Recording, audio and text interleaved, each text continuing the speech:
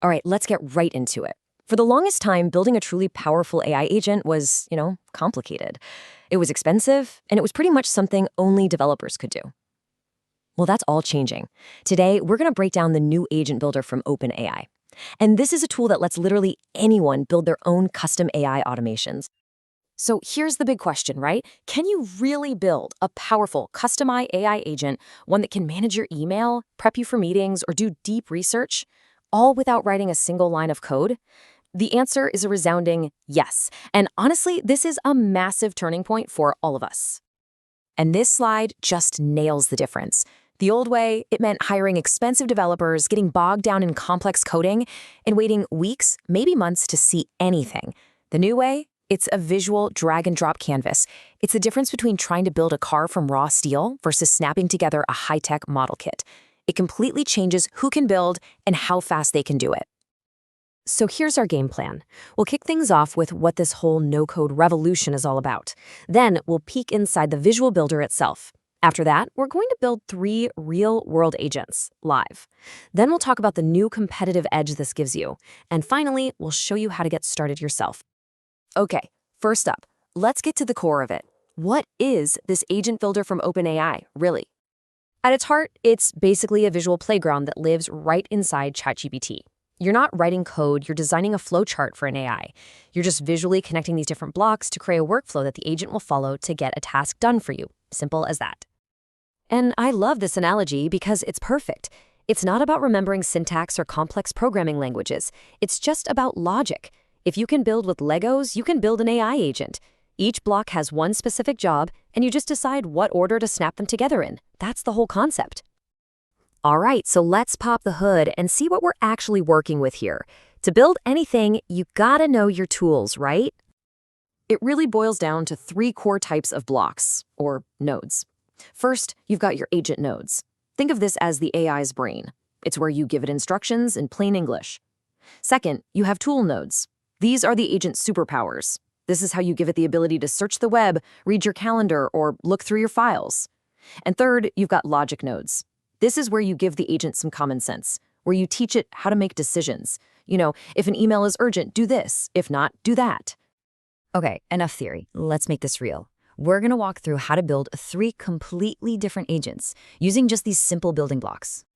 Our first agent is a personal favorite, a real-life problem solver. We're calling it the meeting assistant. Its one job is to automatically prep you for all of your meetings for the upcoming week. And just look how simple this workflow is. Seriously. First, you drop in a tool node that connects to Google Calendar to see what's on your schedule. Then, another tool node scans your Google Drive for any relevant documents for those meetings. An agent node, the brain, analyzes all that info, and then a final agent node drafts a perfect summary email for you. That's it. 4 blocks and a huge weekly task is just gone. And boom, here's what you get. A clean, clear, concise email with everything you need to know, totally hands-off. This isn't just a cool idea. It's a real output that can easily save you an hour or more of manual prep work every single week. All right, next up, let's tackle something we all struggle with, the inbox. We're going to build an email triage agent. This little guy will read your new emails, categorize them, and even start drafting replies for you. Now, this workflow introduces that key piece, the logic node. See, the agent pulls in emails from Gmail, and an agent node categorizes them. But then comes the if-else node, and this is where it gets really smart. If an email is just normal, it sends it over to another agent to draft a reply. But if it's urgent, it triggers a user approval node, which pauses everything so you can step in and review it manually. It's automation with a human safety net built right in. Okay, for our third and final build, we're going big. Let's put together a powerful research assistant. This is the kind of thing you'd use for business intelligence, competitor analysis, or market research, tasks that can usually take days of work. And you're not going to believe how simple this is for what it does. It's basically one agent node with the web search tool turned on. You give it your instructions, tell it to show its sources so you can fact-check everything, and then you let it run. In about 90 seconds, it comes back with a detailed report, complete with citations. This is the kind of work that companies pay analysts thousands of dollars to do. So we've seen the how, but let's talk about the so what. Why does having this ability represent such a major shift for you, for me, for businesses? What does this all mean? It all kind of starts with this number. This number represents the hidden value that's locked up in all those boring, repetitive tasks you do every single day. Here's the simple math behind it.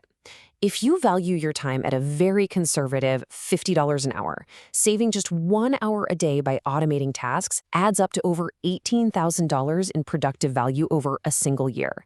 And let's be honest, most of us can find way more than 1 hour of tasks to automate. This isn't just about convenience, it's about reclaiming your most valuable asset, your time. And this is the competitive landscape right now. It's that simple.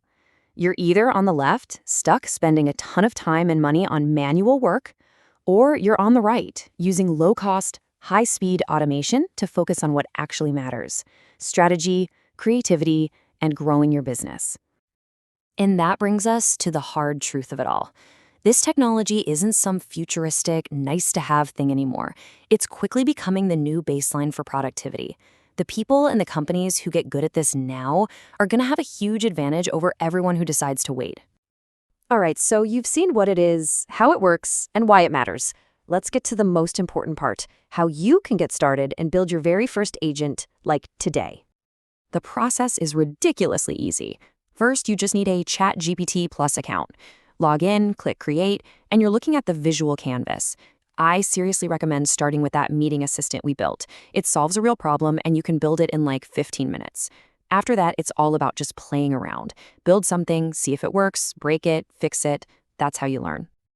And that really brings us to the final critical question.